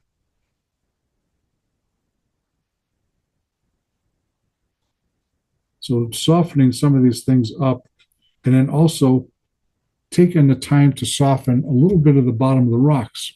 Now, right up in here, I'm going to pull out a little bit of light on the rock here, just on this one edge up in here. Then I'm going to take the toothbrush and add a little bit of blue for some texture. Those back there, not so much. And then take a little bit of the blue and the burnt sienna and add in some of these darker darks that are on the rock.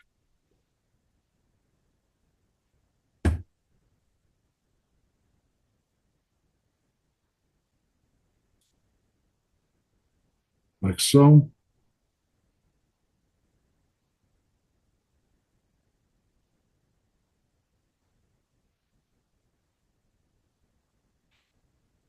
Now, the way that the water is falling is not exactly the way it is in the photograph, but it's a reasonable facsimile of what I wanted to show.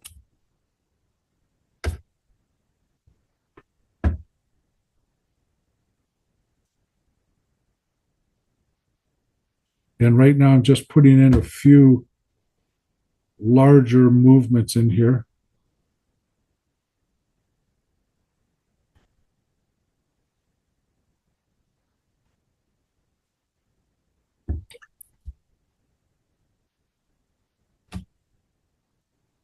And I'm going to add a few darker movements out here.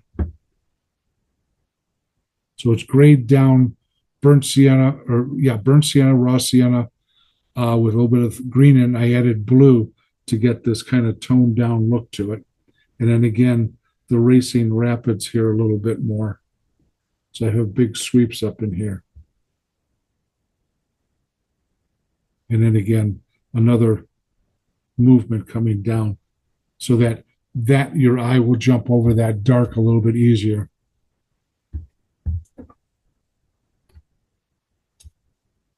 Now I'm waiting for this to dry just a little bit, not much, but I do want to put in a couple of other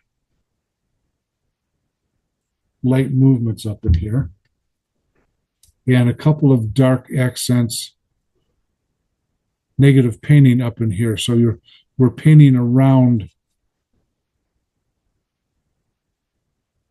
some of the shape that I've already put in. Small little shapes. It's called negative painting.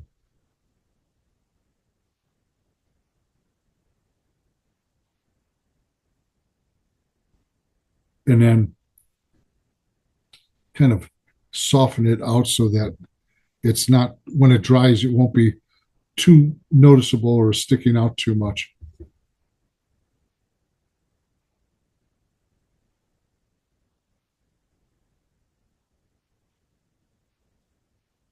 And I'm taking a little bit of the burnt sienna and dry brushing it in a little bit down here.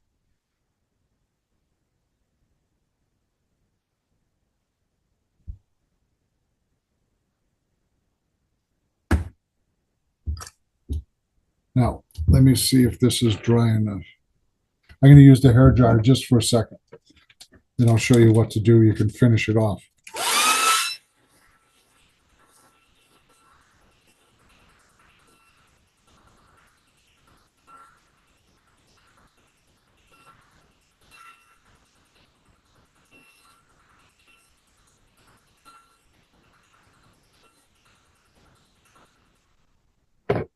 Okay, just to do some finishing touches on it, if you want, you could take sandpaper real fine. I've got I think this is 240 grit here.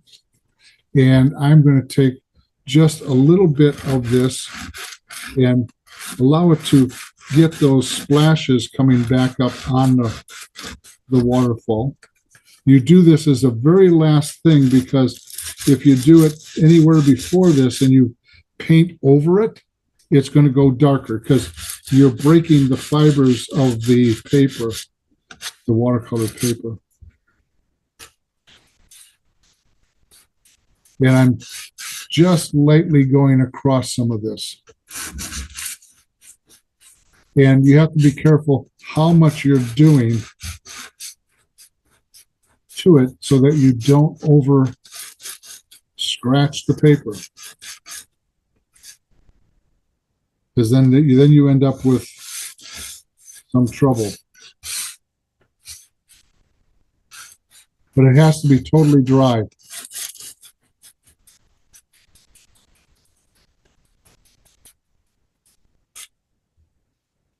And a little bit up in here, not too much.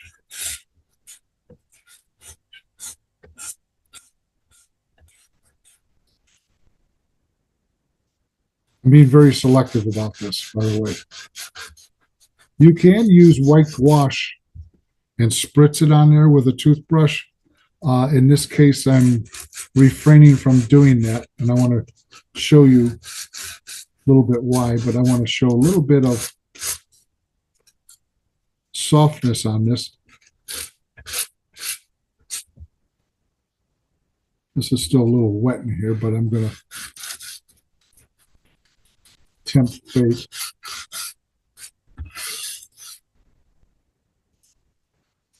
But I left a lot of little lights out down here because the eye would go too far. So there's a point in less is more. Don't over react to everything on there.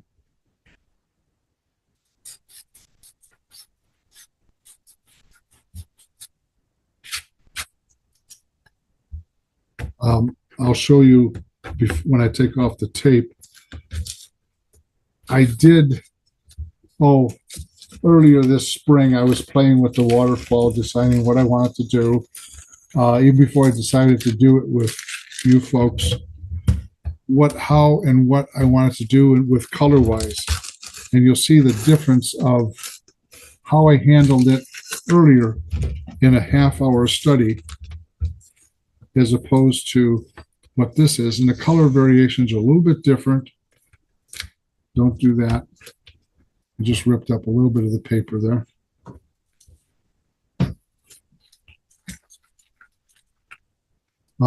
I did a study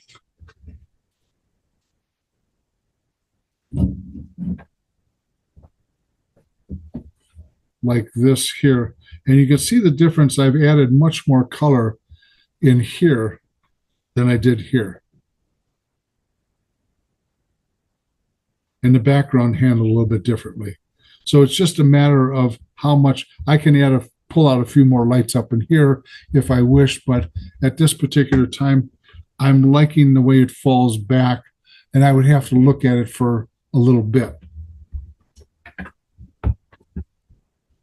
But it just depends on what you want to do. Mary? Yeah. Want to come here for a minute? This is lagging in time. Watch. Planting. Uh-huh. I wonder why it's doing that. I don't know. Or is it frozen? I don't know. Are we frozen? No? Can you see my hand go up here? I saw your hand go up, yes. I didn't see it go up Yeah, on it mine. doesn't go up on ours. Oh, now I see it. Yeah, no, I I see see your it. hand. But you can see the different color variations. On this, I used a little bit of gouache. This one I did not. This one I used a little bit more color, and this one I used same colors, but I used it in different ways. I showed a little bit more light up in here. Here I showed less light. So it's all in how you want to handle it, and so forth. So the way the water falls on how it moves around and so forth is the most important part. Second is the values that you're putting down for the way the water moves. The color can be numerous different things going on. You can see I have different things going on from this one to this one, especially the rocks. I allowed the rocks to come a little bit more forward in this case.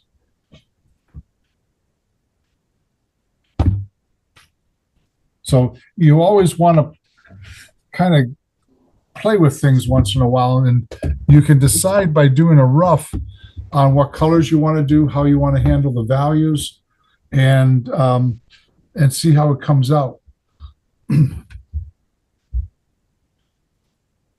But right now, it looks like my hand gestures are about 10 to 15 seconds behind what I'm doing. I'm in a different time zone.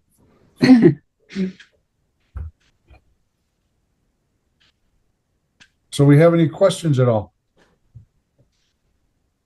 No, but I'm gonna go to lunch and wait for the recording and take my time. This is can be very, very hard. It's a little more complicated, but I always feel if you don't raise the bar, you won't try to raise yourself up to it. And I always try to give you a little bit more than what you may have experienced before. Mm-hmm.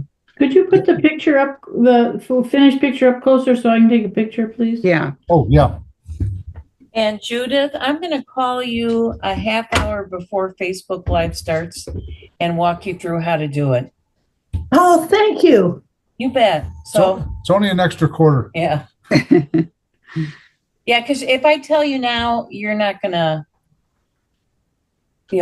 when it comes time. Yeah. So I'll give you a call Okay. half hour, like 6 o'clock. Okay. We're talking about Wednesday. Is that correct? Yes. Yeah. And you are Central Standard Time? I'm in Central Time. Yeah. I will, let me check I will confirm with you All that my right. calendar lets me participate this time. I think, So, next be in Wednesday touch. is the third Wednesday. It is. Yeah. All right. Yeah. Just send me an email or Dale an email and let us know. Okay, great. Thank you. Appreciate it. You bet. Yeah. All right. Bye-bye. See you next week. All right. Have a good weekend. All right. You too. All right. Bye, Janet, dear. Tell your husband hello. I will, and I won't Okay. be here next week. You won't. I'll be flying. To Germany again? No, Norway? I'm going to be in your workshop. Oh, that's right. You're going to be in a workshop. So I will see you at the workshop. Yeah, don't forget about that workshop, Dale. Yeah. Oh, don't worry. I won't let him forget. When is it, Elsie? I don't know, but I'm not going to be there. I Aren't know. you sad? All right. Have fun there, Janet. I will. Thank You've you. been there before, haven't you? It'll be something that we talk about, Elsie. Yeah, she's been there a couple times. This will be my Right. 5th. Have fun. Say hi to Steph and Sarah for me. I I will. will. Bye. All right. Bye-bye. Bye-bye. Okay. Dale, I have a question about my painting. So I'm going Yes, to put it go up and ask. Are you ready? Yeah. Okay. So I felt okay about the handling of the colors that, make the stream up above and everything. Yeah, But I just don't have any spray at all in the Well, white. you can add it in with the sandpaper, or you can add it in. I wish we were on real time here. Or you can add it in with the gouache and a toothbrush. I have gouache. So Yeah. gouache and toothbrush, really? I'm Yeah, gonna but don't take the straight gouache. Add a little bit of the raw sienna to it, because the white okay, is too cool by itself. You want to warm it up. And try it on okay, first. Try it on an old painting first, or okay. the wall. And what am I doing with the toothbrush? I'm using it as a brush, or I'm No, you spritz it. Yeah, you spritz it. Spritzing. Yes. Okay. Well, maybe I'll try the sandpaper first. Yeah. The 'Cause, sandpaper is safe. You can control it Uh-huh. to an extent.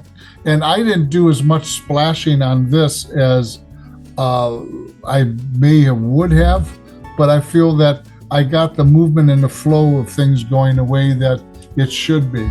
And again, it's a demonstration. It's not a finished painting. It's to Right. show you how to get going on it. And I don't know whether I'll have time to do any finishing work on it, because if I do, we'll videotape and send that to you also. Okay, good. Well, I have sandpaper, so I'm gonna go get it. I'll be right back. Real fine sandpaper. I think I have it. Yeah, I'll go look for it. Because I even use a nail file occasionally. Ooh, I have those too. Yeah. Right. Okay, let me see what I can do in the next couple of minutes. All right. Okay.